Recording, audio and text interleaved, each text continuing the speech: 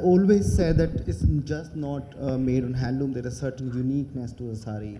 So there is a beauty of handmade and a power loom, and there is a great differentiate between it. And India as a country, and there is a great, we do hand spun, and there is a great slub yarn, and also the way you make pattern is very uniqueness to the handloom. So we will cast to a strength, we will work on that, and I think the competition is power loom today. So we will create the great uniqueness of handloom, and if we keep on producing handloom, we have no worries. And Vidya, you know, you are out there wearing the sari and doing it absolutely naturally. It comes naturally to you. But I'm always curious, as another woman who also loves saris, but I'm not in the limelight, do you feel a pressure that you always have to be championing something when it is such a natural extension of yourself? No, honestly, I didn't set out to champion the cause of the sari or of handlooms. I was just following my heart. Like I told you, my concept of beauty came from there. My idea of grace comes from there. So which is why I just took to the sari, especially, you know, about 7-8 years ago when I was not very happy with the things I was doing, with the way my career was going. I just felt like what I needed to do was listen to my instincts, you know, most importantly in every area, especially when it came to what I wore. Because for me, what I wear has to be an extension of me. It can't be really foreign, you know. So I did try, you know, in vain to wear a lot of lots of other kinds of garments, but I don't feel like myself in them. And then it was around, you know, at that time, I got introduced to Sabyasachi, and for Pa, he actually got me some hand-woven saris, and he said, you know, this is just 800 bucks, but just look at the sari. I'll never forget that black and white sari he showed me. And it was gorgeous, and it was just 800, and I said, you know what? And then he began to tell me about how you can tell the difference between a hand woven, because though I was used to, I veered towards hand woven fabrics, I didn't know it. You know, I didn't know that these are hand woven and these are maybe power loom products or things like that. So I got introduced to that, and I slowly started getting interested. I began to observe fabrics generally. I started asking questions wherever I'd go. I'd meet designer friends, and I'd say, okay, what is this? You know, how does a warp and weft differ in this? And I still don't understand it, but I'm learning little by little, even of the different varieties of saris that are available across the country.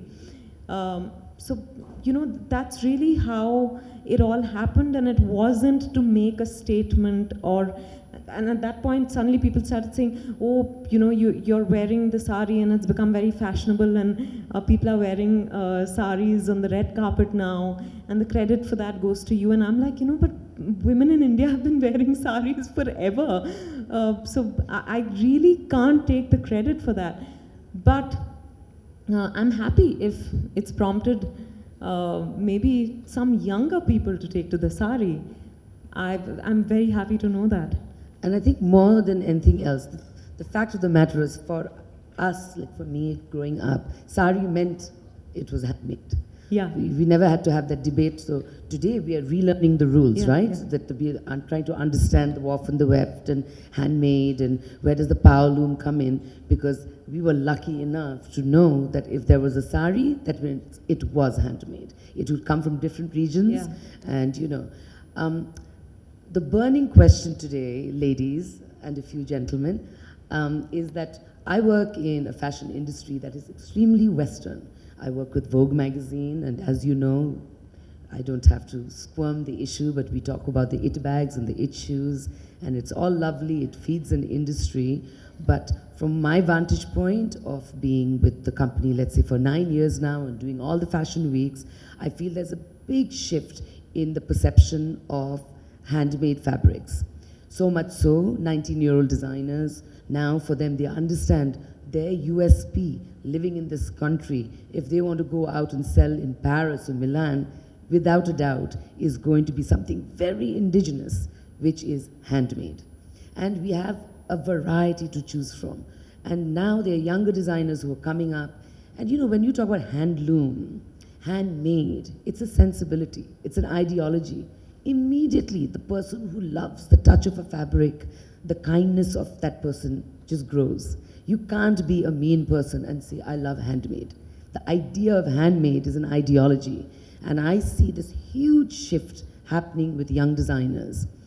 And the person who's on top of the game and spearheading it is Sanjay. I have a question to ask. So Sanjay did a collection in Lakme Fashion Week, which was his debut collection. And he didn't do only saris. He experimented and he did beautiful dresses that were made from handmade fabric. Same sensibility as and the philosophy of his saris. But there were jackets and there were dresses, they were very modern. It wasn't blingy in the sense that it wasn't embroidered to death or Swarovski to death or nothing. It was the power of that fabric and the lovely silhouette. How far can we go? Like how far can we go? There's this whole debate about the sanctity of the sari, which is basically the yardage. We're talking about this, it has to be that yardage. How much do we cut it up for different purposes? Okay. So, well, you know, I also thought this question, I asked this question to myself. I've been dealing with sari from last 5 years and I had no show and believed in that I don't need to create a trend because I don't want to make a sari very in and out. Why do I have to make it in, then it has to go out one day. So that was the reason, you know, I didn't believe in show and I had not one. When I really study the handloom, so you see, we have all kind of looms around us made saris for drapes. So the draping quality of the materials are very different than a fabric constructions. The way sari drape is 6.5 meter, it doesn't take a wear and tear. It doesn't take a sleeves, if like a 9 inch, so 9 is the fabric. If I cut the sari and make a sleeve out of it, it doesn't take this, you know, wear and tear. So when we have enough looms busy in producing sari, I needed to have more looms occupied in producing in handloom, which I can be used for stitching. So we had re-look at everything and we do not have any single sari cut for our garments. We literally design every one single fabric like Gulbadan. Gulbadan is a very thick tissue fabric, which is named after Humayun's daughter. She had a body like a rose. The fabric named after her. Yeah, and it could never, you can't wear a 5.5, 6 meter of that. It was only made for achkans, like a sari called mashru. Mashru is never worn as a sari. But then I thought, if I do not wear the women do not wear as a sari, now where do you go ahead after it? So I worked with a technique where we weave the mashru on a body of cotton. So it is not thick and it matches to our weather. So I really think the innovation is the key. I understand the sari, but also is a realistic world that not everyone wear 100 days, 100 saris, you see. So we really need to, that handloom is the motto, but how do you increase the production, not only in terms of sari was the motto. So we have a different ways of doing it. Right. And that was one of the try. One of the... So that means you're open to it, because you know, like a country that is so bipolar, everything is divided. Do we chop our lovely saris and make them into cushion covers, or do we pass it on to our children? I mean, you know, on the one hand, like I have so many saris which are passed down from my aunts, my mother, and beautiful Kanchipuram silks, and I'm so tiny that sometimes I can't wear them because they're so beautiful and they're heavy and I'm too tiny. I can't carry it off as beautifully as, let's say, the beautiful South Indian women do, you know? So then what do? Do I pack them up in the cupboard and shut it and open it, dust it out, or what do I do?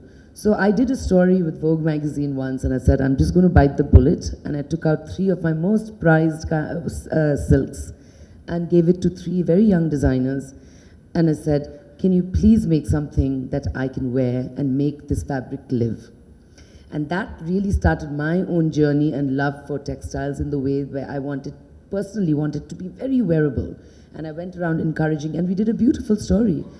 three designers, including Raul Mishra, Savio John, you know, they cut it up, but they also understood the sanctity of the fabric. So they didn't make a mini skirt out of it. I mean, it was just too precious for it to be defined in those ways. But there was this sort of avant-garde Japanese drape that they did, and that got me thinking. And I really wanted to start this movement where, please, let's pull out the saris that are just, you're dusting, let's make things that we can wear. So this is where I come to Vidya.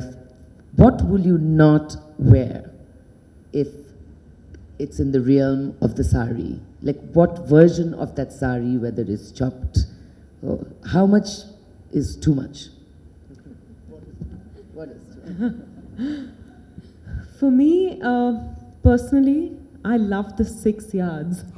You know, so I wouldn't like to wear it any other way. But I think what I experiment with is the blouses, and I think that makes a huge, huge difference. That either makes it traditional or contemporary. It could be, you know, the style of the blouse, or the way you contrast it, the colors. And Raw Mango, for one, does the most gorgeous colors that I've seen. So, you know, I love the 6 yards, but I do think that if we're talking about handlooms, for handlooms to survive, they need to be, they need to cater to the tastes of the youth today.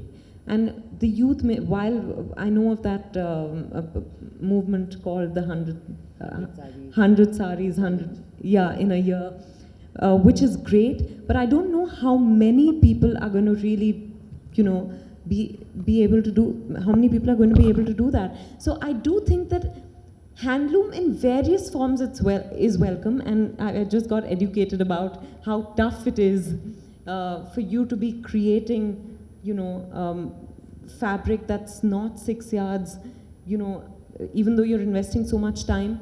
But having said that, I do think you need to open up the scope of the handlooms, and I think it's being done.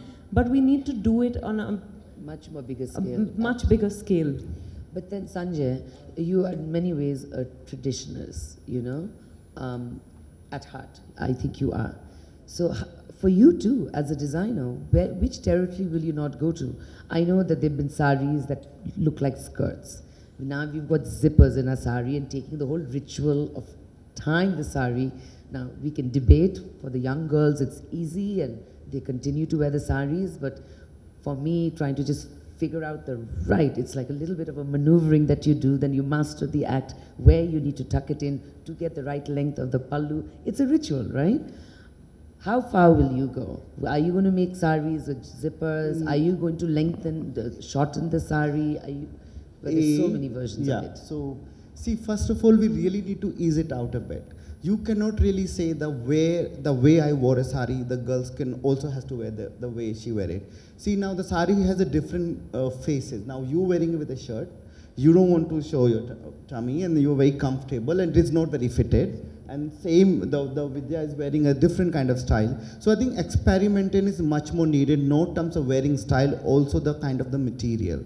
So that is the reason we also explore different aspect of the sari. Let's say we have worked about different kind of blouses, different kind of fits also. Earlier was this only sexy was they were the backless. We also made, I think I would say that in that there was a completely high back and also completely covered at the loose sleeves. We also experimented with the petticoats. We had a printed petticoat. I think one of the girl is wearing here.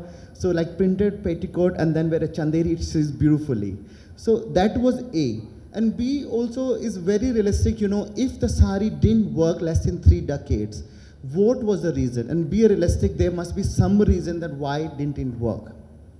I'm sure there were some problems. So I really think as a designer, there was some issues in terms of the drape, in terms of the design, in some terms of the quality, washing, and many more things.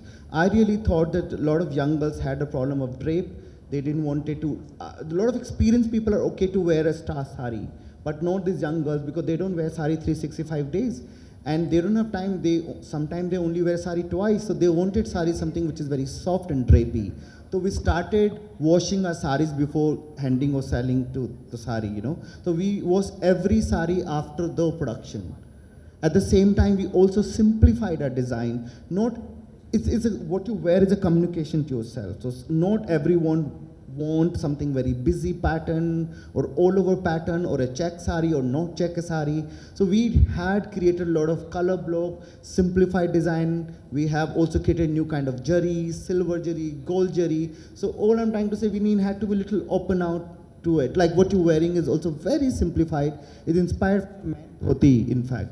So it's called a dhoti sari. Not every sari has to be decorated or has to, you know. In fact, when we were coming here, Yeah. I never put the fall on my sari. Somehow Yeah. I thought it was absolutely useless. I mean, I just never understood the sari. The way you stretch it this side, the pallu, whatever, it seems to balance it out and falls. It's the gravity. It falls. So I never found a reason to put the fall.